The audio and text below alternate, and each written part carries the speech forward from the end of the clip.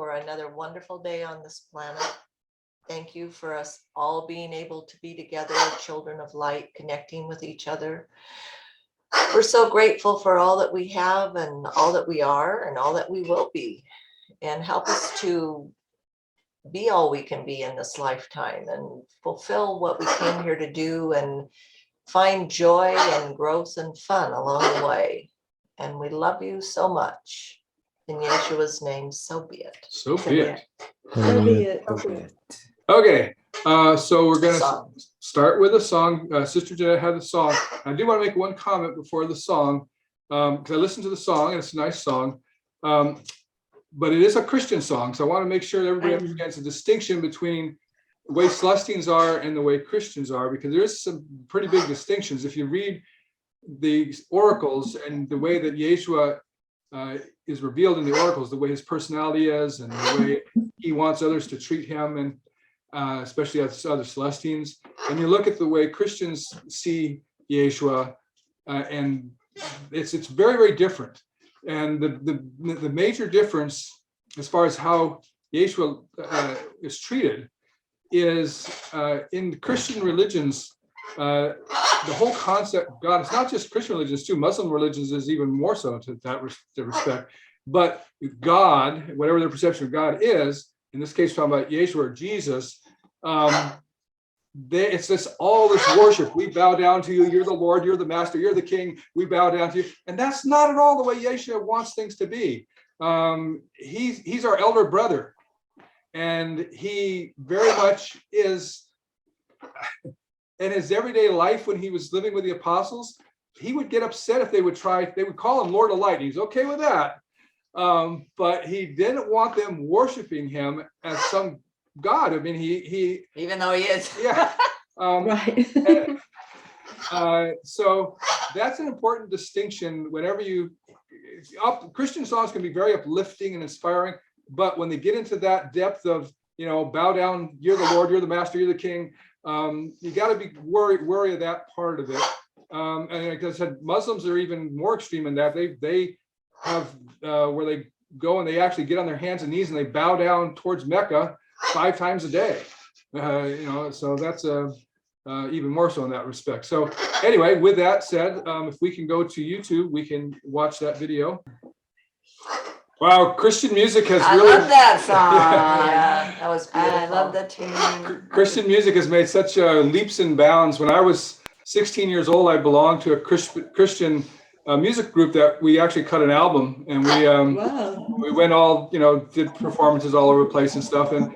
But it was interesting because what we did was so primitive, simple compared to what they do now, which is, good music that you enjoy listening to. And they put it with a rock. Well, they put it with a beat sometimes. I like the beat. Yeah, when we used to sing in church, it was like so boring. It put you to sleep. Right. The organ. Yeah. Well, the one thing I do want to comment on is that one of the lyrics in there, which I wrote down while I was listening to it. Again, this is the difference between Christians and Celestines in there. If you listen to the music, was wonderful. The singer was great. All of that, and it's very uplifting. If you dive into the song and you actually listen to read the lyrics that they were putting up, that's a little bit disconcerting because again, that's the way Christians think. Basically, it was saying that if everything in my life is going wrong, if everything is wrong and nothing's right and everything's and I turn to you in the talking about praying to Jesus and says, and he's not helping. He's not giving any answers. So everything's bad in my life, and I'm turning to you. I'm asking for help. I'm asking for answers, and you're not answering. But that's okay. I still trust you. That's what it says. Yeah, that's the words. I thought that a little odd when I was looking at that. And so when you don't move the mountains and you don't. Yeah, all these things that aren't working for you. But and I ask you for help, and you don't answer. But that's okay. I still trust you. Well, that's not the way we understand our relationship with Yeshua. Yeshua and the angels of Celestine Light, they answer when you have a question, when you have an answer, and how they answer you may be different than how they answer me, but you'll know the answer. And it's nobody's going to just leave you wagging in the wind and hoping that you still trust them. So Although what you want to happen isn't always what Right, happens. that's a very good point. Right. Yeah. So, Because you don't always know the best Yeah, answer. Elohim, for you. Elohim is not going to, if you're asking for something that Elohim knows would actually hurt you rather than help you to get that, they're not going to give you that, but they're still going to let you know, sorry, that's not something going to help you with, because it wouldn't help you to do it. So, but if you're, if things are going all wrong in someone's life, no, I'm sorry, there's solutions to that.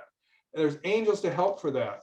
And nobody needs to be, just in misery and everything's going wrong in their life and feel that there's no hope, everything that's just going to keep happening like that, because there is hope. Right. And, Well, basically, no one has to have blind faith without getting some response. And that kind of song was saying, even though I'm not going to get any response from you, I'm going to still trust you. But we always get response. I mean, we always have. When we have an issue or problem, we get some kind of a response. And that's actually something so if I forget, then please remind me. This is actually a really important lesson that we can teach here in our Celestine Light meetings, is how do you know when you're getting a response? And if you have a question, and especially if it requires detailed answer, how do you get those details? So that's maybe we will pursue that later today. So just keep that one in mind, because that's a good one. great. Something I do want to talk about. Okay, so first of all, today is Fast Sunday. I don't know if everybody remembered. We should have sent out a message for that. So this is the first Sunday of the month. And just as a reminder, first Sunday of the month, we're going to not eat anything between our last dinner on Saturday to the next one on today, Sunday. And now if you want to drink some water, not coffee or not fruit punch or anything else, but if you want to drink some water during the day or herbal tea, that would be fine to stay hydrated. But it's also fine to not. Your body can do fine without. You can do a total rest yeah. and not even drink. And so anyway. Or a combination. So that's today. Okay, so a couple other things. But you're not in trouble if you don't do it. Right. That's It's it. Not gonna go to hell. Just for Right. your When we put benefit. these things out, we've been told how good these are for our bodies, and so that's why we share this with you. Okay, so a couple other things I just wanted to pass on. I was talking with Philos about our world situation, which I do on a really regular basis, because I want to get his insights and how things are looking. So we've talked, now I think everybody, wherever you live, you understand that we're in an inflationary period right now. Things are starting to cost more. We've been talking about that way before the inflation started. That would be something coming. So and we first started talking about that last February, actually. So that's one of the benefits of being Celestine Light. You kind of get a little advanced notice of what's coming. So I wanted to give you a little bit more advanced notice from my talk with Philos. He's talked about inflation, because I know the government, at least in the United States, are all trying to, this is a temporary thing. It's just only going to be, And it's good. It's a good thing. it's only going to be this year. And then by next year, everything's going to be fine. Which anyway, so Philos says, no, inflation is going to continue to get worse. But here's the interesting thing.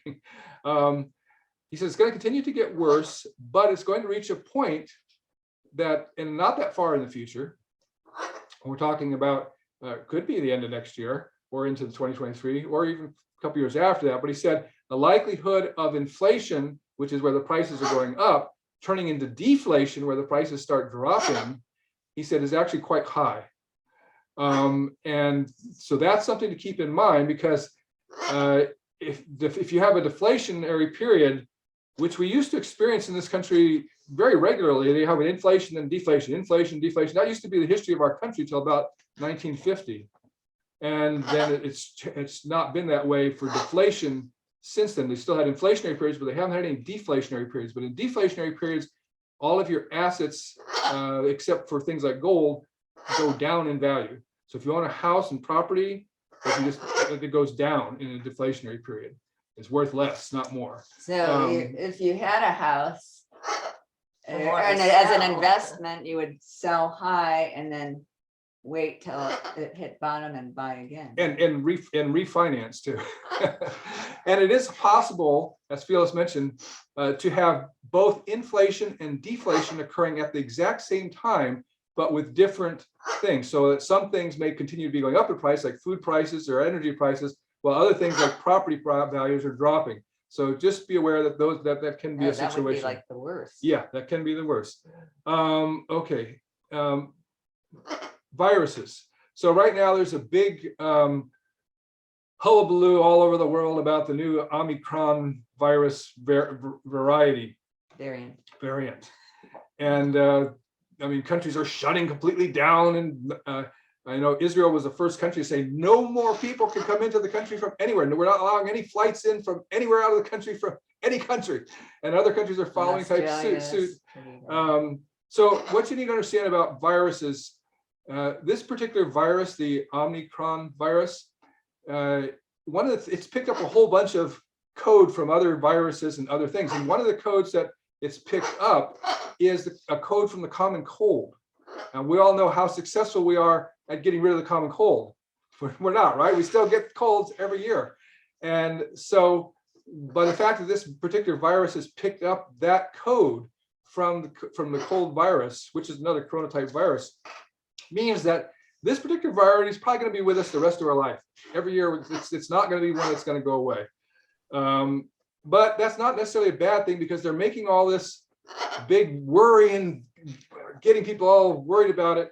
But the fact is that the way viruses mutate, you can look at any virus from when it first comes out, and then that first year that it's out and it first does its first mutations, the natural, and this is science here we're talking about. This isn't, Phil's talking about, this is just science. The way viruses work is that they will tend to make a few mutations where they may get a little more severe in some respect, but it's always the opposite that ends up happening, is that the longer a virus is out there, the less viral it becomes, the less deadly it becomes. So for instance, this Omicron, it started in South Africa. They've had a lot of cases in South Africa. They haven't had one single person die. They haven't had one single person to go in the hospital from it. So it's the symptoms are extremely mild. And that's the cold part of it. It's like, that's the cold coding that it picked up. So yes, there may be bunches of people who get it, but if you watch what happens, get rid of the hype and just look at, well, how many of those people went to the hospital? How many of those people died? And it's not gonna be there for this variant. So don't have worries about this variant. No matter what the politicians and the people try to hype you up about this variant, please don't have any worries about it. Even if you catch it, it's going to be a mild case. You're not going to go to the hospital. You're not going to die. So, and that's the case of viruses. Just keep that in mind. The longer viruses are out there, the more they mutate, the less deadly they become, not the more deadly, even though they may hype it the other way for you to get you obeying what they tell you to do. Okay, so I'm done. So let's go on to the chapter. Dancha, are you ready for another great lesson for us? Yes, I am. Okay, Thank you. Let me just I was on a pedestal there talking. Anybody have any questions or comments about what I said before we turn the time over to Dancha? Okay, I'm sorry I kind of ramble on. I apologize for that, but I get excited. No, these are very important informations. Okay. One thing, Sister Erica, how's your? I knew you wanted to say something, but I couldn't hear you. Is your sound working? Oh, see, yeah, I still can't hear you. Yeah. You took your mute off, but we still can't hear you. Yeah. You have your earplugs plugged in or anything? I do. Oh, there you go. Okay, there you go. Okay. All right. So Reggie was asking Sister Erica that you had. What were you asking, Reggie? I think after the song, she wanted to say something, but we couldn't hear you. Oh no, I just said I love the song. It was a nice song. Thank you, Okay. Brother Reggie. Yeah, Sumara was over here, moving around. She liked the song too. It had nice rhythm. Yeah, very nice. So thank you, all of you, and thank you for the beautiful information. Thanks to Philos from us. Just say hi to him the next time you speak. Okay. So I am ready for the next chapter. So because I am the one giving the lessons. My husband did carve me this so I can put my book upon so I can read it to the island. It's amazing. It's like a book. Wonderful. So here and to read. Yeah, That's Very nice, That's very very nice. nice. I'm all prepared. So today we are going to discuss about the revelations on the road to Palestine, which is the last chapter of the Nexus. So it means that we are going out of the Nexus, going out of the unknown. And in this chapter, our brother Yesha tells Miriam about the known, what he knows. And then we will proceed from the next our meeting with Vivas, which is his whole life, the life of the apostles, and all truth will be shared from Elohim to us. So the last lesson that we are getting out from the Nexus is all about who Yeshua is. So after they have returned to the house of Babuatan, there was a guest.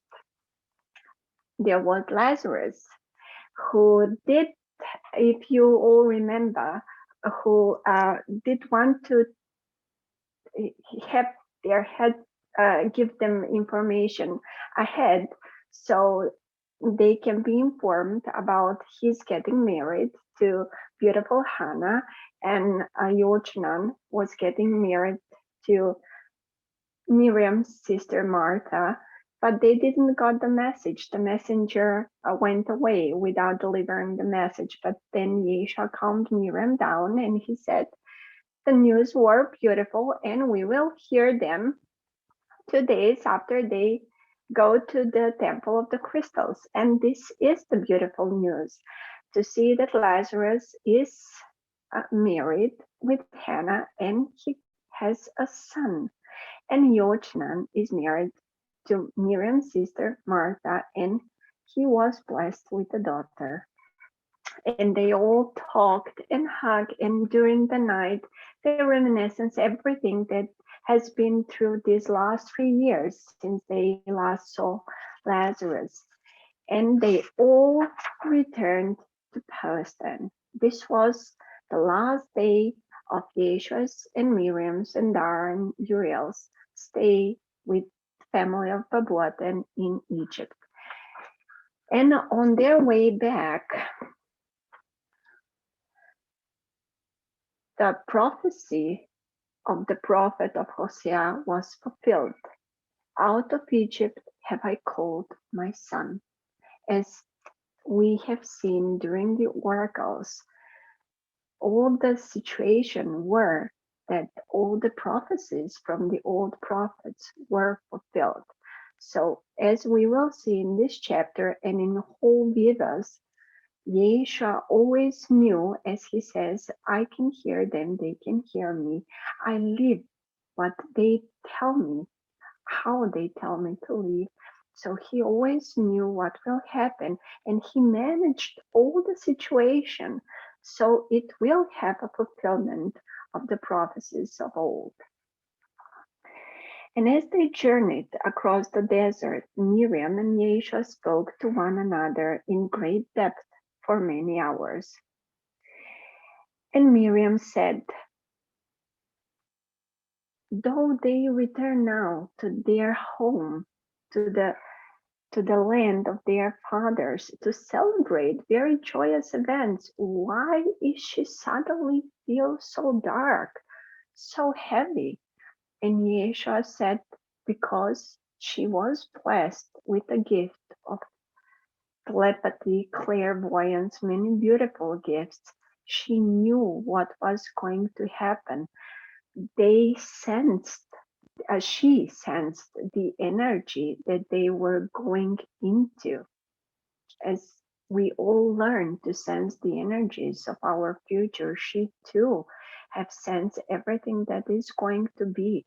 And Yeshua said, but you are very blessed with all these gifts, but as we all should do not concentrate for the time being on the darkness you sense.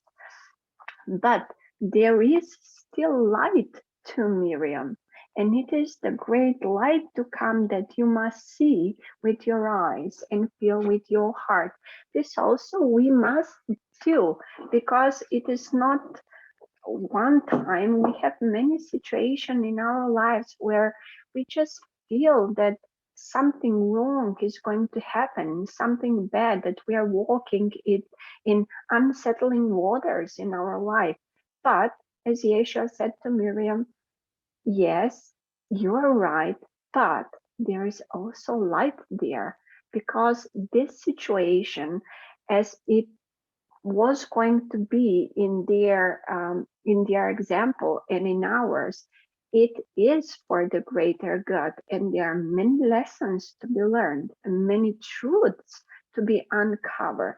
So just focus upon the light, because the darkness is not come yet. So we still have time. Just relax and focus to the good things. And then Miriam nodded her head in understanding. And then she questioned Yeshua. Do you remember, she said, when we talk about in the Wadi with Lazarus and Kudari Luna, when Yochanan and Lazarus said that you are the son, why didn't you tell them? Why did Yeshua not tell them? Why did he said that there is a still mystery that he must know? And she said, tell me now, Yeshua, who are you? Why are you here? What will be tomorrow? And Yeshua said to her that they both maybe not be prepared for the answer, but to her, he cannot lie. She must know everything, as it was from always, and it will always be. And he says, I am a son of God, even as you a daughter of God. And even as all who dwell upon the earth are sons and daughters of God in their spirits. See the humbleness in the words of Yeshua. He didn't say, yes, Miriam, you are right, I'm the son of Elohim. But as all teachers, as all masters of the self, as every humble spirit child of Elohim begins every sentence, I am a son of Elohim, just as you are a daughter. He didn't never in his life make no one feel lesser than him, and he didn't set himself up. He never, as Brother Embrosewyn said earlier, he never let them bow to him. He always in every sentence he said, we were all equal. He made them all equal. This is why he started the explanation with I am a son and Miriam is a daughter and we are all children of Elohim. And he says, but I speak with them many times in the day, and they with me. I hear their voices, and they hear mine. I am filled with their words, lifted by their spirit, and guided by their wisdom in everything I say and do. In humility, I affirm to you that I'm not as the other men. This is what Yeshua did all his life. He listened to Elohim the Father and the Mother. He spoke to them every single day. This is what all we should do as children of light. He managed to find out on his own, slowly, through every single day in life, as he says, to slowly discover who am I and why I'm here, and to fulfill the full measure of the calling my Father in heaven has given to me. This is a formula how to live our life in the light and not to be worried. Today we have so many spiritual techniques, spiritual exercises, many seminars or misguided teachers that do emphasize who am I? It's a lot of pressure. Why I'm here in all these new age spiritual techniques. The only question is who am I and why I'm here? Well, you cannot answer that in a weekend course or a weekend seminar. It's a life experience every single day, slowly. It's the journey. It's not the aim. You will grow into who you are. This is what Yeshua told Miriam. As he was the son of Elohim, he didn't knew that from the start. He managed to know this truth by himself. Why? Because all of us, this is the formula how to become worthy of fulfilling the calling. This is why first we are called to a position, and only then, if we are worthy to that position, if we are patient, if we are humble to that calling, we will figure out what is actually the calling. And this is why we all go through trials and tribulations. As Yeshua said, experiences good and bad. Because if we knew who we are supposed to be, we will be so we will not try. We will be relaxed. Oh yeah, I will be a child of light, an apostle, a future Elohim. So why try? This is exactly why Elohim, as every good parent, they don't tell us what the present will be, but they give us some hints. They give us direction, so we can figure out what the gift could be. And only if we are patient, and only if through this hell we are going through this all bad experience, we still have the faith to have this gift, we will have it. This whole chapter is about that he figured out on his own his destiny and his calling. Yes, Elohim the Father, during their time in Egypt, did tell him what the end will be like. Why is he here? But this was a few years before he was crucified, not from the beginning. It was just about the time to prepare himself for the fate and the destiny he was ought to have. Just in time to prepare Miriam for who she will become. Just in time to find the apostles, but not sooner. Because it's not good for us to know sooner, because we won't be worthy of it. We won't work for it. We won't have faith that everything will be good at the end. That everything we are going through is for the good.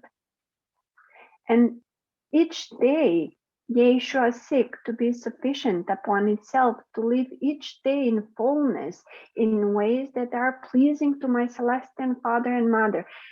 He was ordinary human, though he wasn't, but he lived as an ordinary human because he supposed how great his mission was, who he was, but he didn't know for sure. And he just lived each day, 24 hours, just for today, He tried not to worry. Just for today, he tried to have faith in Elohim. Just for today, he tried to openly love everyone that loved him back. Just for today, as he says, each day to be sufficient upon himself. This is another formula for a happy life. And he says, he ever whispers in my ear, meaning Elohim the Father, and Elohim the Mother moves his heart. And he says, he says to Miriam, do you know why, as we spoke, God, Elohim the Father and the Mother gave these stories to other people, not just the children of Israel? As I told you, Miriam, he says to Miriam, because Elohim did prepare us. Elohim did prepare humanity for the coming of his son. They did prepare us.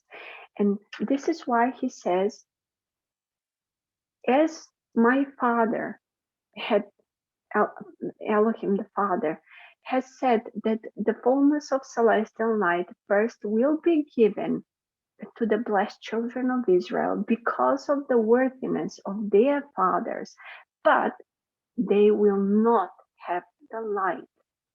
It will be just a few choice lamps that will hear him and that will take his words into their heart, because in their vanity that they were blessed, they fall down. And as he says, woe unto the children of Israel, I cry already for their fall. They have failed. Only their fathers who did hear Elohim the Father and Elohim the Mother were blessed. And Elohim the Father gave them, he promised them that when the fullness of light came to this earth, it will be given to them.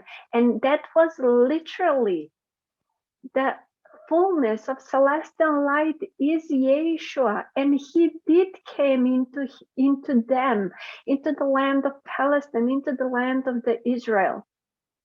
Literally, it was given to them as a baby. This was the fullness of light. And as Yeshua said, they didn't see me. They seek from me what I did not bring, and they didn't get from me. They rejected what I had to give them. There are people with eyes, but they don't see. They are people with ears, but they don't hear. This is why the celestial light was taken from them for the sake of Heavenly Father. It was given to them, but only in words, but never twice. And then the light was shared on the Gentiles, the people who had only myths and legends and stories, but they believed in these stories with their fullness, and they had open mind and open heart, not in vanity that they were the chosen people.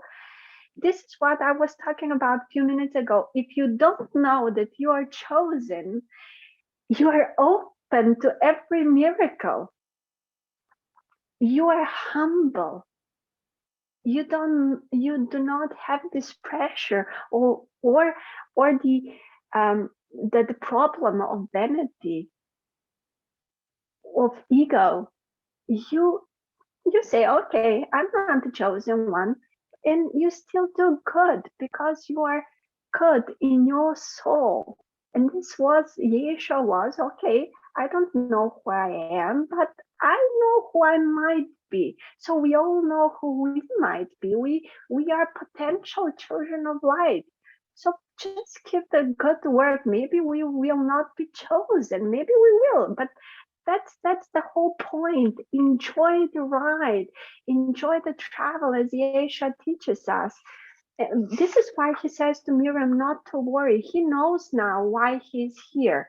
He knows what his trials will be. And because he knows who he is and what is he going to do, what is going to be done to him, he will enjoy every single day. This is where most of the people lack. They know that the problem is coming and they are petrified by fear. This is the lesson what we need to learn from Yeshua. Just relax. we know the darkness is coming, so let's enjoy the light as it lasts. And after the storm, there always comes the sun. As he says, don't worry, Miriam, this is not the end. This is just the beginning.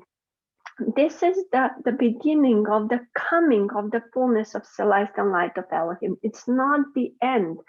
It will go forth from now on, and on the day in Palestine into all the world. And it shall be you, Miriam, who shall hold the highest torch. And he's preparing her also, that she will guide the children of light. He explains her in small sentences everything here. He says that even though he was rejected from his own people because he was named Yeshua of Nazareth as a mark of shame, he wasn't named Yeshua Bar Yosef, which means Yeshua from Yosef, that Yosef was his son, because he had blue eyes, because his mother had immaculate birth, and because everything people don't know and people judge what they don't know. But Yeshua didn't matter. It didn't bother him. It didn't bother Miriam or Joseph, because this is very important, because when you know who you are and Heavenly Father's purpose for you in life, the idle gossip are as worthless as dust that's blown away in the breeze and is forgotten. This is beautiful sentence, because nothing else matters when you know who you are. This is the most liberating sentence that you can ever hear. And Yeshua did tell that to Miriam, and it tells to us. We know who we are. You are children of Elohim. You are spirit children that can be children of light. And you know who you are. It doesn't matter what other people think about you. It's not their thinking. You have nothing to do with what they think. It's what you think about yourself. It is how you love yourself. It is how you see yourself. And he knew he was the son of Elohim.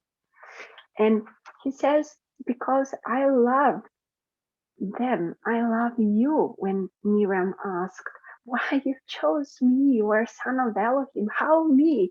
How did I become your wife? And he said, well, I chose you before this time, and my love, you chose me too. And from then, we love each other. This explains the premortal existence, and this explains unconditional love. It is everlasting. And he says that he loves her very much, and she will be the torchbearer, and she must not be afraid. And he does know that he will be killed. And he says, the day shall come when by the Romans and the priests I will spill my blood upon the ground.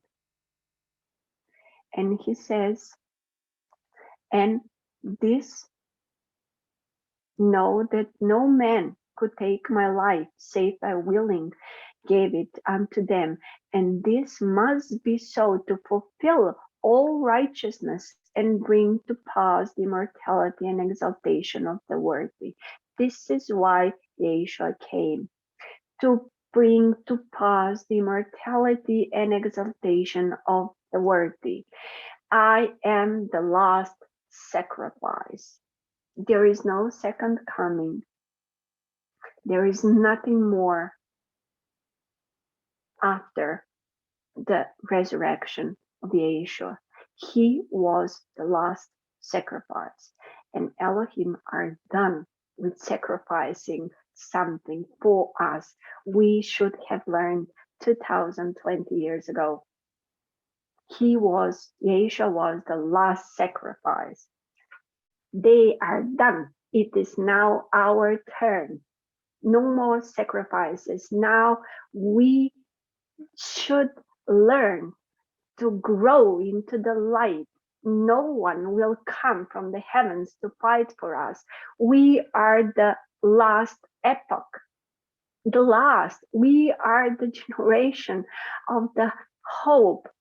We are the second coming. What is spoke about. Yeshua won't come again. Why would he? He has done everything Elohim the Father and the Mother told him to do. He passed the message.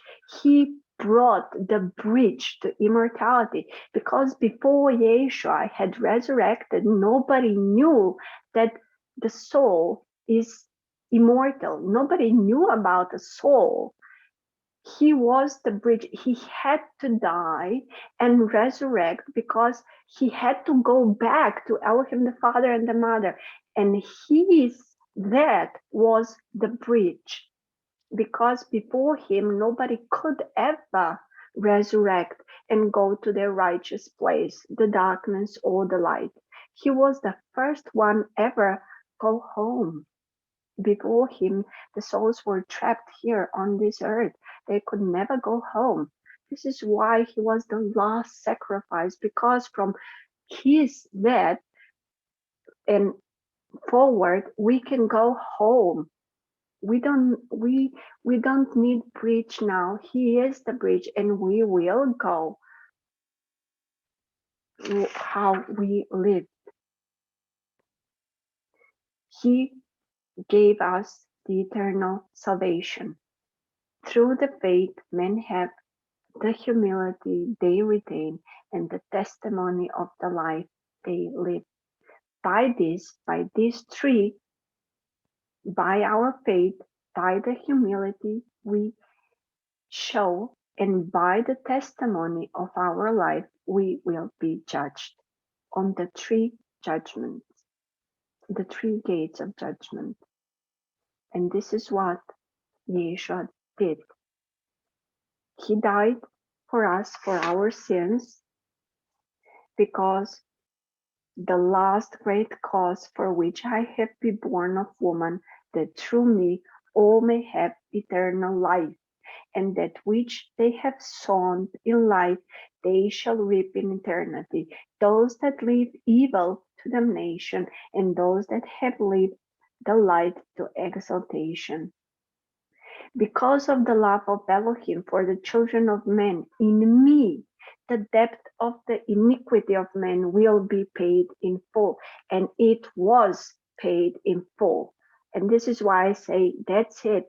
All the further mistakes we have done to planet Earth, to humanity, to each other, to the animals, it is on us. Nobody is going to save us. We have been given every single iota of celestial light. It is time that we wake up and do something. We are all we can be. We come from the presence of Elohim. We are already children of light. So use that light and be what Yeshua wants us to be. Show that he didn't die in vain, as he knew that we, the last epoch, will show them that the celestial light is back. It's back in fullness. This is why Yeshua did came. This is why Yeshua died. This is why Yeshua ascended and resurrected and was with us for 40 days as resurrected light. And as we will see in the further chapters in Vivas, there was so much lessons he did tell humanity in those 40 days.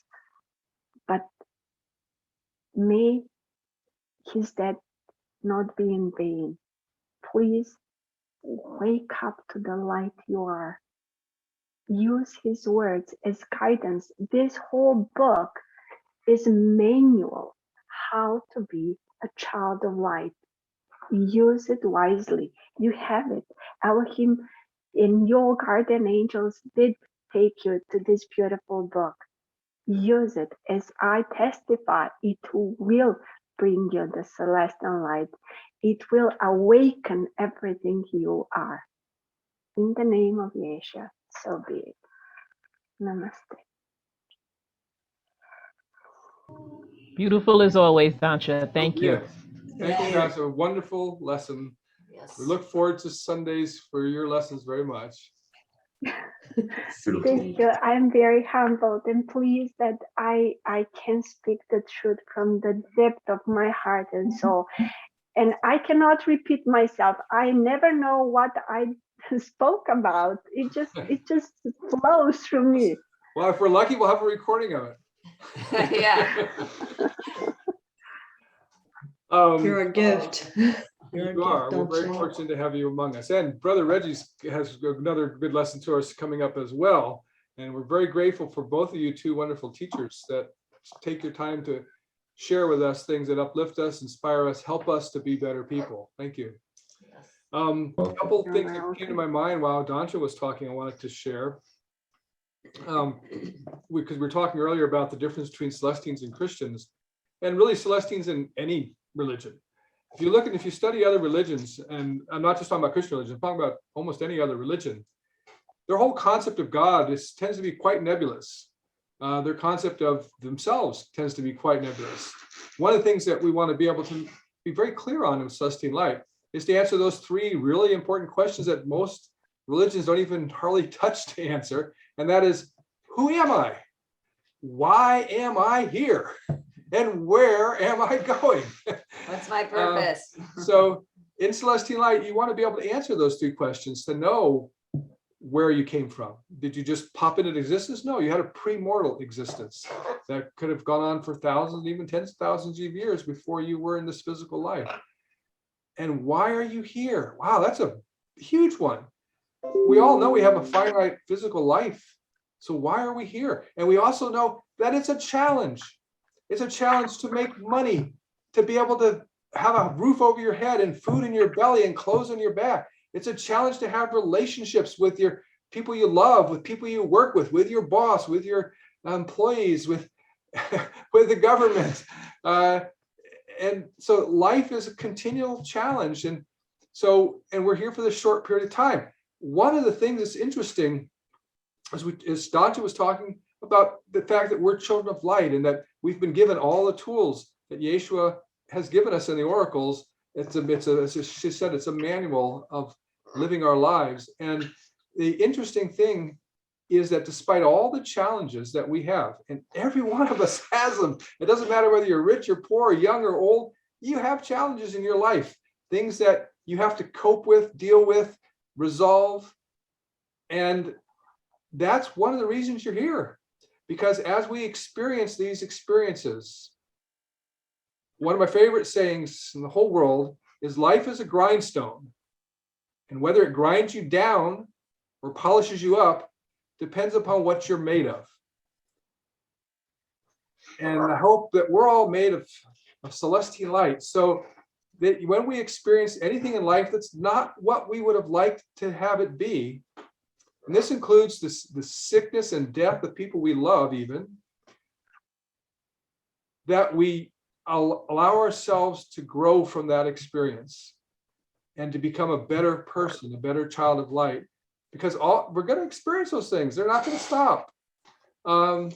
And how we deal with them and how we help others deal with them is a huge amount of why we're here, because we're here to gain faith. Because how many of us have great, perfect memories of our premortal existence? I don't see any hands raised, so probably has 100% memory, but we can get flashes here and there. And if we actually do regressions, we can get big flashes and great detail. But overall, we don't remember our premortal existence like we remember what we did yesterday or even last year here on Earth. So we have to have some faith. We have to develop that faith. Why do we need to develop faith? Faith is a power. It is the greatest. It's the power that the universe itself was made from. I mean, it's the physical power that creates a world, that creates a solar system, that creates a planet. It's done by that power and energy of faith. And so developing that kind of faith is huge. So when we think about, for instance, Heavenly Father and Heavenly Mother, we don't have clear-cut memories of them as we do of our own mother and father, because that veil is put over our mind. when we come here into this earth, so that we don't have those memories, so that we can develop that faith. One of the best explanations, if you want to really delve into the explanation of why we're here, I think the best explanation I've ever heard is one that Kadir gave in my book Demon Hunter, when he was speaking to Trevelyan and explaining that. And I don't remember what chapter it's in, but if you have that book, you want to read a really good explanation of why you're here. Kadir gave a great explanation. You don't need to get the book. That's okay. I just wanted to pass that on. That's a good one. And then where are we going? Well, another key thing is, as Elohim now is, or excuse me, as we now are, Elohim once was. And as Elohim now is, we can become. So that's where we can go. So when we think about why are we here and what are we learning and how are we growing spiritually, it's really important, because the things that we gain in this life, the knowledge, the experiences, the spiritual growth, that's going to help us so much more, because this is only a blink in eternity, this physical life. And there's a whole eternity to come after that has continued growth. One of the principles of Celestine Light is eternal progression, that we are eternally progressing. There's no end. There's no place where we know it all and we can do anything. Even when we're as Elohim, there's still more things to learn and grow. And that's comes from the experiences that you have. So for instance, let's say you created something. You created a plant, you created a environment, whatever. And you know all the elements that went into that creation.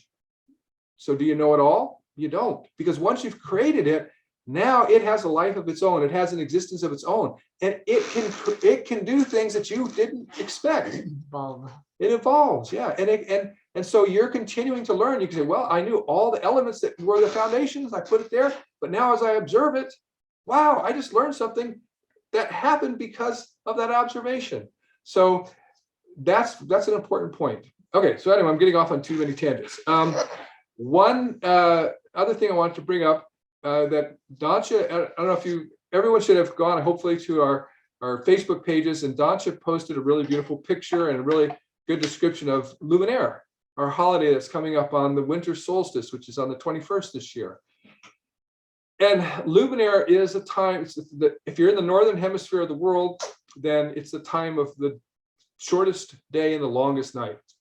So that's why we have, it's also luminaire, means light. It's illuminating. And so celebration of light. So it's the celebration of light, and if Yeshua coming, and so what we're going to do is we want to have lots of those little Christmas lights up. Have some lights in your house. Really celebrate that light coming out. And I want to give you guys a place to go on the web to see where we went yesterday, which even just going through on the web is kind of fun.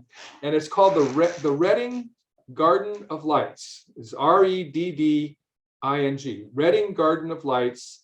If you look up Redding Garden of Lights at on the internet, you'll be able to see lots of pictures at Turtle Bay. Yeah, so Redding Garden of Lights at Turtle Bay, and this is where we went yesterday. It's 10 acres.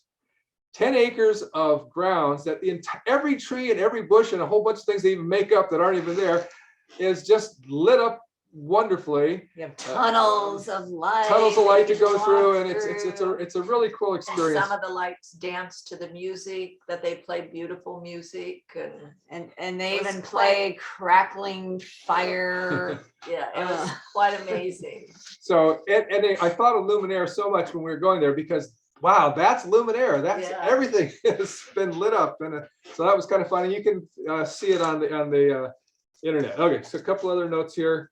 Okay, so when we're talking about why are we here, going back to that, we're one of the greatest challenges that each of us has is to grow spiritually when we have so much to deal with in the temporal world. We have to go and work every day, and at the end of the day, we may be so tired that we just have to barely get our chores done at home, and so there's so much to do, whether you're a student or a parent or a child. Well, maybe not so much the children, but the people who have responsibilities.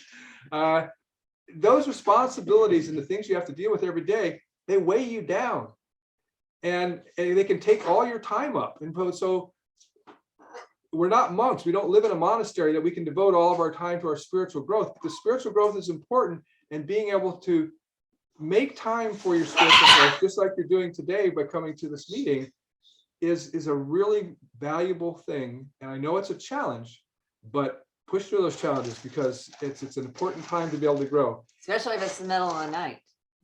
And then one I guess it was. yeah, for us it was 2 o'clock in the morning. One last thought from Dancha's talk is she talked about after this life we're judged. That's another really big discrepancy between the Christian understanding of judging and Celestine understanding of judging. In the Christian world, God judges each person's life. God looks at your life, and God, as the judge, says, all right, you're going to heaven or you're going to hell because of that.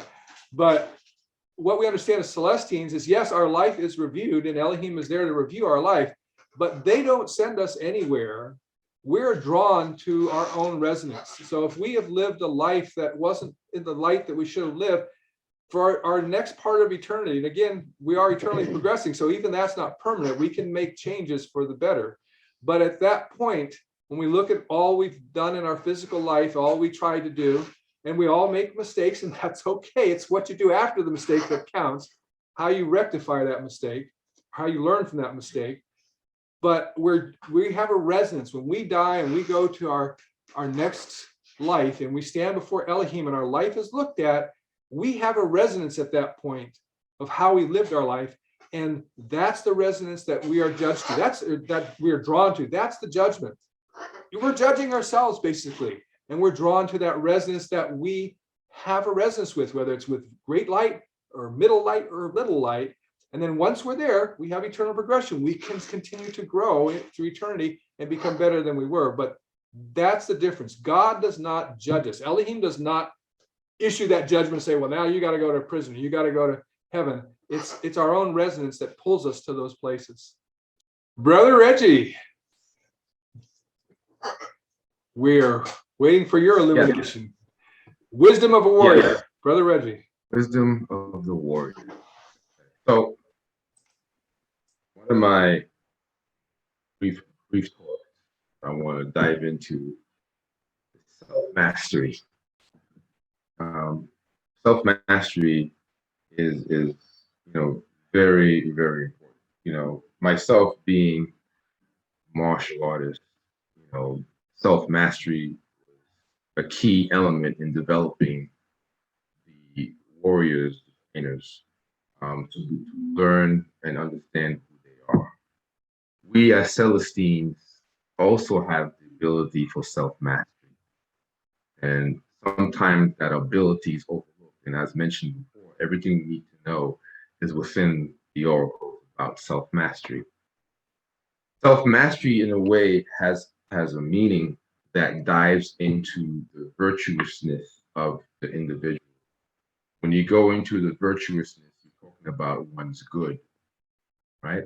So self-mastery, ties into that correlation within the person who moves forward onto understanding the good with all of their sensory and spiritual power, which that in effect allows them to be self-disciplined and have self-control. Just a tidbit, for me, self-mastery is more of controlling one's emotions, one's desires, because that's important. I see a lot of people, who claim, they're experts in this, experts in that, but they have no self-mastery. They have no self-control to desires and impulses, right? Just the other day, I heard in the news about this particular individual losing self-control with his desire, started killing everybody. Ridiculous. But a lot of things that we tend to master are sometimes slighted. We sometimes don't know. When I say we, individuals outside of self, right? We at Celestine Light have the tools. We have the power. We have knowledge.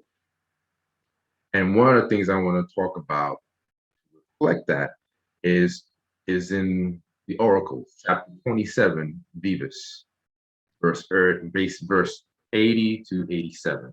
I'll talk about it quickly. I'll read this quickly. Right? If you nourish only one part of your life, you allow the other parts to receive, and all are needed. It is fine to be a zealot, short period, focus, gain a specific desire, but to be continuously zealous to the point that reason and harmony hold no sway is to condemn yourself to contention that your temple lives that should instead be uplifted, both yours and those whom you love. But balance alone can be a false justification to squander the sands of your life if you do not ensure that virtue guides the path. Elohim lights in the virtuous man and woman. Virtue is the fruit of the tree of Celestine Light, and the sweetness thereof is made known to all, but tasted and savored only by the word. Virtue is gentle and sleeps soundly at night. Virtue is faithful, kind. Virtue has patience, self-mastery. Virtue is peaceful and loving. Virtue, honest and reliable. Virtue is chaste and pure. Find a virtuous man or woman, regardless of their religion or culture, and you will have found a true son or daughter of God. To hold virtue in your life, you must instill in your heart, so the habit to be virtuous become greater than the temptations to be unvirtuous. By this, you conquer yourself. You defeat the adversary within, and in overcoming yourself, you become greater than he conquers. That verse right there talks about self-mastery. Right? You learn how to conquer yourself and defeat the adversary within. So one of the things, I learned from studying martial arts. That's one aspect. There's a lot of other things you could learn. One of the things I learned from studying martial arts, I've been studying martial arts for 3 years, is learning how to conquer self, right? Learning how to be self-master, learning how to defeat the adversary within. We all have that. We all have that adversary within. We all have that. But the main component of that, understanding that we have that, being aware of that, and learning to confront it. How? Without virtue, our good. And our good lies in being one with the Celestine. That's what sets us apart than everybody else, because we have that within us. We have that ability to master.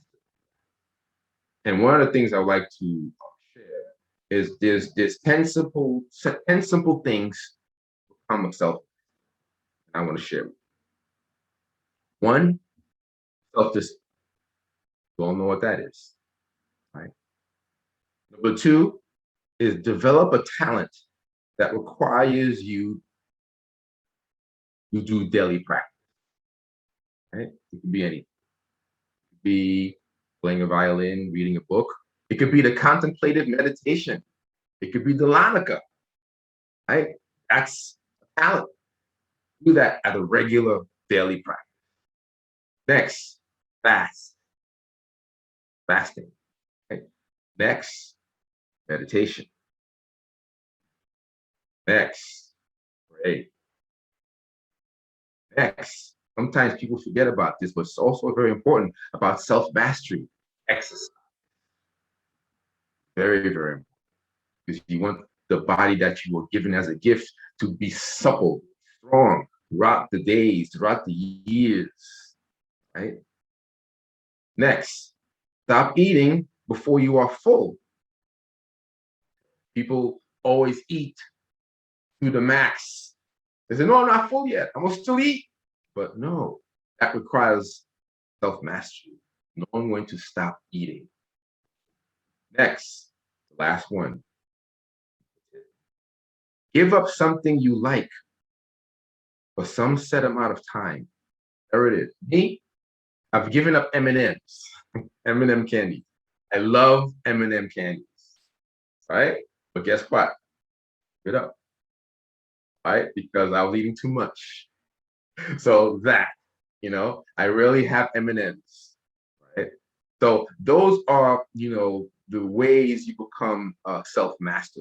All these things I listed, and this has helped me throughout, my practice, my daily practice, right? We all have, when people ask me, what do you do on a daily basis? This is what I tell them. We at Celestine Light, we have the power to develop more mastery of ourselves. We have the contemplative meditation. We have the Lanaka daily, because it's kind of interesting. When I was doing my contemplative meditation, the voice said to me, as I was doing my contemplative meditation, don't forget to fast today. I was like, oh, okay, that's right. All right, yes, thank you. Right. And that was a very good indication of me understanding that I am mastering myself and being connected with the Elohim. Because as Brother Embrosewyn mentioned and talked about earlier, he talks about how do we know? How do we know how to connect? How do we hear Elohim? How do we connect to that? Well, if you are on a path of self-mastery, if you're on a path of developing yourself on a regular basis, and we have that, the oracles that Sister Sumara mentioned, we have that. Contemplative meditation, the Lanaka, we have that. It gives us the keys and the tools to develop our self-mastery within ourselves and allows us to connect to the Celestine. We have that, doing that. Thing is, you could do it every day, right? But sometimes, things happen. You miss a day, right? That's good. But as long as you keep doing it, you keep doing it, and not punish yourself, that's the discipline. Doing that on a regular basis, develop that self-mastery, because once you do that, you build that connection, right, with Celestine. Elohim, the mother and the father, and the son will start speaking to you with very subtle voices. Get to meditate. Get to fast. Stay away from those M&Ms. That's just an example, right? So one of the things I want to share with you also is how to unlock the full potential of your self-mastery. There are four simple things, and I want to share that. One of them is awareness. That's one. Two is discernment. Three is twofold. Actually, threefold. Decision, action, and focus. Right? And the last one is realization, all tied together. So those are the four key elements that I've used to unlock the full potential of my self-mastery. I wanted to share that. I testify to you, my brothers and sisters, like proof of these things that I've mentioned, right? And I do so in the name of our brother Yeshua of Nazareth. So be it. So be So it. be it. Wow. And thank you for all of those lessons, Brother Reggie. Thank Greatly you. appreciate Very, it. very Very much. welcome. Very welcome. Thank you. So Wonderful, helpful. wonderful So helpful. material, information. And that last part that Brother Reggie was talking about, all the different qualities in those 4 steps. Don't forget, if you go into the Angels of Miracles and Manifestation, if you go to the section on personal development, there's quite a list of angels that are specifically helpful in those areas that Brother Reggie was talking about. So persistence, the agent of persistence, the angel of good habits, angel of excellence. And so there's also an angel of willpower too. I don't know if it's in, I don't think we have it in the book. So maybe I'll look it up and give it to you here before we go. So that, because that is the thing, is we all know that things that we want to do to be better, like for instance, Embrosewyn has to lose a little weight, as an example. Or maybe two of our younger members who are students need to study more and play less. I don't know. I know that was a problem for me in college. Is like every time I went to study, it's, oh, but I could go out and So play many more fun football or things to do do. something like that instead. That's that's a thing. Is when you're exercising, you're doing the Lanaka, doing the contemplative movements, and you do, like Brother Reggie he's such a great example. He did those things so consistently, so long. But that's the challenge when we wake up and it's a cold day and think, oh, how am I going to get up and go exercise today? And you know that once you go out and exercise, you're actually going to enjoy that you're doing it. But actually getting to do it becomes the willpower challenge. Or you're eating dessert, like Brother Reggie says, not to overeat. And it's true, is our stomach doesn't register that we're full until about 20 minutes after we're actually full. So you're full, your stomach's full, but you keep eating because it doesn't know it's full yet. Or it hasn't told you that it's full yet. Right, your brain should know, but that's where And you have to go. so people, I know I do this all the time. It's like, oh, here's a piece of pecan pie. Oh, that's really good. So I'll eat that. And I said, oh, that's so good. Well, I'm not really full. I think I'll have another bite, another piece. And pretty soon I've eaten way more pecan pie than I should be eating. So anyway, these are all wonderful things to remember. Very true. Thank you, Brother Reggie. Thank you, Sister Dansha, for your wonderful talks. So we're looking up the angel of willpower, which is Terusha, I think. It's on here. Oh, that sounds Terusha. Terusha. I thought that was in. Yeah, why is Terusha not here in your list? Well, we'll look for it later. But another good angel to write down is the angel of fasting. So that's helpful on fasting day. And that angel is Losquariel. That's Losquariel.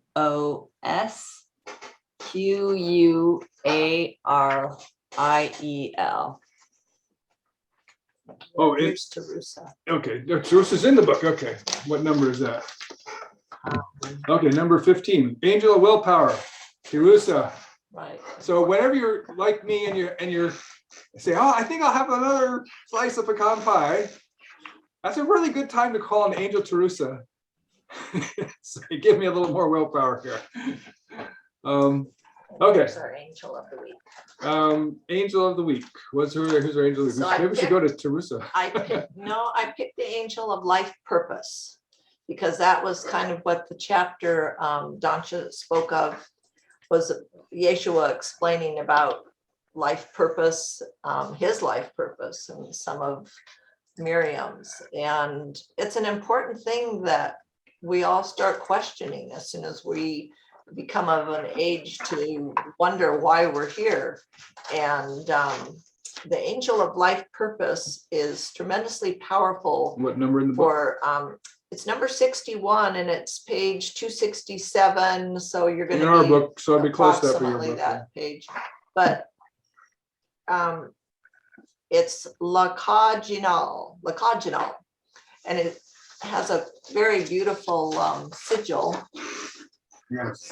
I don't know if they can, you can't. Yeah, tell we us. can't see tell it. They us. can see. I can see it. Can see it because we took our stuff off of. There we go. There. Oh yeah. Okay. So lacaginal. He's like, say, if you wonder what your life purpose, and most of us have far more than one life purpose, and some may just have one focused life purpose that is it for them. And sometimes you think you're in doing your life purpose and a new one comes in. So just be open and aware that there's multiples, very likely with that. And as it says in this book, as you seek to discover or refine your life purpose, or purposes, call upon the angel Lakajanal, and he'll help light a fire in your heart and send innovative ideas to your mind. So very powerful for all of us. Lakajanal. So we're going to call him in now. Okay. Lakajanal, Lakajanal, Lakajanal. Please come to us. As we need, so let it be. Lakajanal, Lakajanal, Lakajanal. Please come to us. As we need, so let it be. Lakajanal, Lakajanal, Lakajanal. Please come to us. As we need, so let it be. Lakajanal. Thank you so much for being here when we call you and having your wonderful stewardship of life purpose. Each of us, I'm sure, can use your abilities with that in different ways. And so just help each of us as each of us asks. But basically show us our life purpose for anybody that doesn't know, that's not sure, or life purposes. And we love you and appreciate you. So be it. So be it. Okay. And for the word of power, we can always use more faith. So this is not a word in the book. I think I've used it before. But that word is osas. And that the spelling is OSASS. And that's to gain more faith. So if we want to start softly and build in strength and power, we'll start now. Osas. Osas. Osas. Osas. Okay. Okay. Sister Jeanette, did you have a talk today? I don't know if you did or not. Did you? Do you want to continue? All right, we'll turn the time over to Sister Jeanette. This talk is over tithing. I chose it because I wasn't quite sure what that was. I always know that, we always make donations at church when I went to church when I was young, but other than knowing what it meant, I really didn't know. So I looked up at the dictionary, and it's to pay or give a 10th part of, especially for the support of a religious establishment or organization. So it's been around since the Torah, it's always been. I've always been of the mind that whatever you put out into the universe, it comes back to you. So I think I see a wisdom here for that. But you're supposed to give a 10th of one's income as a tithe. Tithing is a way to share abundance or portion, and the Elohim promises blessings of abundance. This has been in ancient times and in our present times. I got this out of our little handbook. If for us children of light, tithing is donating our percentage of our profits after our basic needs are met. The tithing helps our church with various planning projects to grow our church and our community. And it helps to have that financial predictability to plan projects. So, and they made it easy for us. Y'all made it easy for us to use the donate button on the web page. So that's great. I like that you have it set up to where we can automatically just do it monthly. I missed last month, but it's been a crazy year. Sorry. So I like that. I like that y'all have it set up and y'all give us a summary at the end of the year or in January for the previous year for our tax purposes or whatever we need. But that's all I know about it, and I'm glad I chose that. Well, thank you. Can I add a few other words to that then? Yes, please. Okay. So yeah, tithing is an interesting concept. It's been around from the very beginning of religions. In the Old Testament, they gave 1/10 of whatever they produced, 1/10 of their income, and that was oftentimes in it was a very agricultural society. So people would have 10 lambs born, they give one to the church. If they had harvested 100 bushels of wheat, they gave 10 to the church. And most of our society, until our modern society in the last 150 years, that was very agricultural in nature. And so that was the thing. Celestine Light's a little different in that respect, is that, first of all, how much someone gives in what their tenth is may not be the same as what someone else's tenth is, and that's fine. there's no I mean, there's churches that'll tell you you're going to give 1/10 of your gross income, and they'll specifically say 1/10 of your gross income. No, I mean, you in Celestine Light, we look at, first of all, take care of your family and your needs first. So not living extravagantly, but what's your basic needs? Take care of those basic needs. You come first. If your life isn't as good as it can be for your own stability, then you can't be thinking beyond that. That's the first foundation. So your family, your life, what the basic foundation, and then your excess above your basic foundation. Your excess is what as you should consider to help Celestine Light. And 1/10 of that, not all of it, 1/10 of that, or if 1/10 of your excess. yeah, or if you feel that what you can do is 1/5, then do 1/5. There's no rule here that says you have to do it one way. Or if you want to give 1/10 of your gross, you can do that too. There's no right or wrong way. It's what you in your heart feel you want to do to help Celestine Light. And it doesn't have to be money. I know some of you put in a lot of time to help Celestine, like for instance, Dodger, with all the work she does to keep up our Facebook pages. That's a tithing. She's giving up time of her life, and all of our time is valuable. If we were to go out and work, we would get paid for that time. So when we're donating substantial amounts of time to our church work, that's a tithing too. You know, the difference is, I will say there is an important distinction there for tax purposes.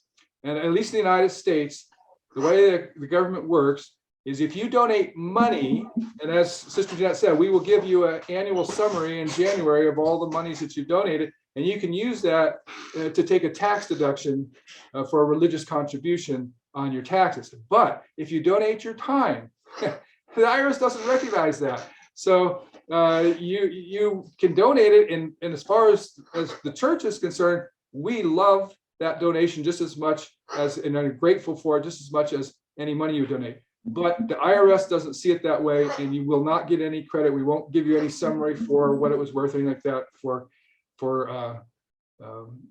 the January summary. So just to make that distinction. Does anybody have any questions or comments about this subject? Well, I wanted to say something that I always think of when I think of tithing. It was something that Yeshua talked about in the oracles, that there are those who 1/10 of their income means they have to miss a meal. And that's not something that we expect, where you could have somebody that gave 10% of their gross and it would not affect them at all because they have a large income. And so that's something to keep in mind. And also, we know that, like Jeanette said when she began, is that what you give comes back, usually multiple, tenfold, because that energy goes around. So if you're donating here, it's going to come back to you in some other way. So that's all I have to say about that. Anybody else have any questions or comments? Okay. What time do we got? 12:08. I was going to go a little bit more into our lessons, Foundations of Celestine Light, but I don't know if everyone has that time, especially Esteban. He's probably ready to go back to sleep. Do you go back to sleep, or do you stay awake once you're on this call? Oh, don't worry. I will just keep watching you. Okay, but after the call is all over, are you going to go back to bed, or are you going to stay awake? Oh, I will go back to my sleep. Okay.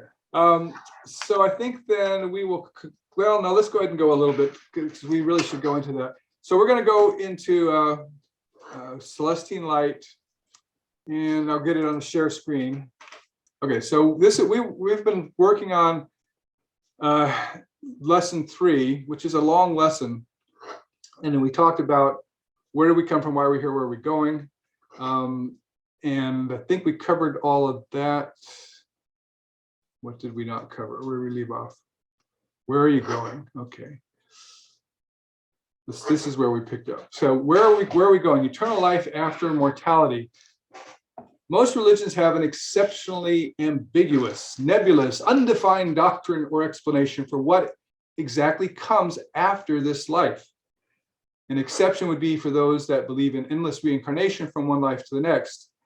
Some of those believe each person has had thousands or even millions of lives. They have clarity upon what they feel comes next, but being on an endless spinning wheel of continuous lives and suffering is not a plan loving heavenly parents would create. Like mortal parents with their children, our Heavenly Father and Heavenly Mother want to see us grow up and progress and become self-sufficiently happy sons and daughters of excellent character and unlimited potential. Christians all believe in going to heaven or hell, but pretty much draw a blank when asked to describe heaven, what God is like in heaven, or even what they will be like in heaven. Some believe that the best of them will be resurrected into immortal bodies, but then what happens? What do those immortal bodies do for all eternity? Judaism basically has no religious doctrinal belief on the afterlife. The Torah, the most important religious book in Judaism, is silent on what comes next after this life. Islam is similar to Christianity in that it believes in the continuation of the soul in a judgment day when all people that have ever lived will be routed either to heaven or paradise, aka heaven. Until judgment day, the soul remains confined in the grave where it will be tormented if the person was bad in life and peaceful if they were good. But like Christians, the details of what eternal life is like in paradise are not fleshed out, leaving it open to every person's imagination. One detailed exception promised in the Quran is if a man dies as a martyr, he is promised to be given 72 virgin women as sexual concubines in the hereafter. Imagination remains to fill in the rest. Muslim scholars have interpreted that female martyrs will find their husband in paradise. If the woman has more than one husband in life, she'll be able to choose her favorite to be her eternal husband in the afterlife. I didn't know they allowed. It is also if you're a martyr, you have to be a woman martyr. It is also attributed that the women will eternally be beautiful and superior to the numerous virgin concubines that her husband might have. So her husband will stay faithful to her. It's actually a challenge to understand Buddhism beliefs about the afterlife. On one hand, Buddhism ascribes to the Hindu belief of reincarnation and karma, but they also believe in the doctrine of anatta, which states that individuals do not possess eternal souls. These would seem to be incongruous and irreconcilable beliefs. This brief summary on the afterlife beliefs of a few of the major religions is merely meant to show the variety of beliefs, so you will have a better ability to compare and understand the detailed teachings of Celestine Light in answering the question, where are you going? A key concept in Celestine Light, as mortal men and women now are, Heavenly Father and Heavenly Mother once were. And as the Elohim now are, we may become as we continue our journey of eternal progression. Returning to the comparison of mortal parents and their children, all loving parents desire for their children to have lasting happiness and to be able to do even better in life than they did. And it's the same for our Heavenly Father and Heavenly Mother. We are their sons and daughters of spirit. The teachings of the Elohim as given in the oracles are not meant to restrict us, but to free us and give us guidance and direction necessary to enable us to become all that we can become. Earthly parents follow the same template with their children.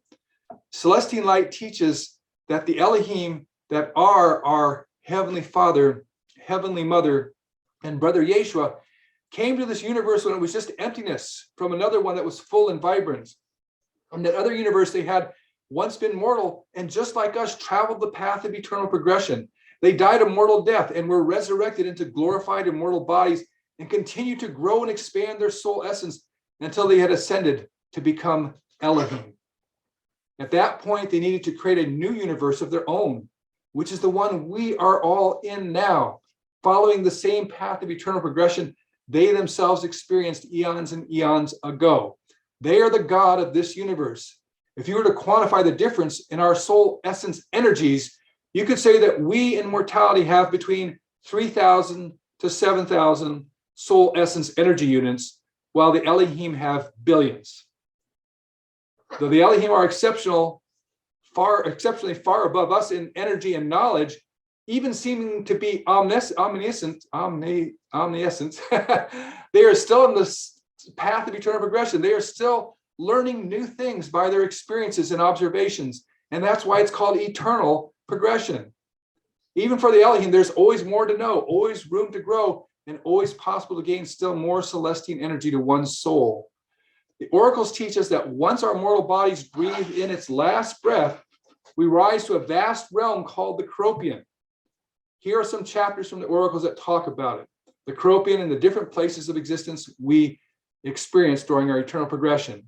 And then we ask to read these chapters: Vivas chapter 30, the nature of eternity, and Vivas chapter 96, rebellion and fall of Lucifer. So I will leave it at that. And then for next lesson here, we'll talk about why eternal progression is important. I testify to you, my brothers and sisters, that it is so wonderful if you understand where you came from, why you're here, and where you're going. These lessons, the Foundations of Celestine Light, will answer those questions for you, and it will help you in your life so much to know why you're here and to be able to make choices and decisions that are reflective of where you're going and where you want to go and who you want to be. And I testify to you the truth of these things in the name of our brother Yeshua. So be it. So be it. So be it. So be it. All right. So everyone, any questions or comments before we part for another week? All right. Then I will say I love you all very much. Thank you for being in my life. Gotcha. Have something you want to say? Love you too. Thank you Namaste. for this beautiful day. Gotcha. Thank you for the knowledge. Vice versa. Thank you for the knowledge you and Brother Reggie shared. And we'll see you all next week for priesthood meeting and talk about Celestine Vibronics. Now, on that note, please go to the priesthood page on Facebook. Sumara has posted the bone gateways diagram that we'll be talking about next week, along with some of the other gateways as well. So take a look at that, and if you see any errors, let me know. We got to always be checking ourselves so we did get everything. We didn't miss any. So we love you so much. Thank you for being in our lives. See you next week, and see you on Facebook and our group pages. Yes. Yes. We love Take you. care. I love you Love too, you. my family.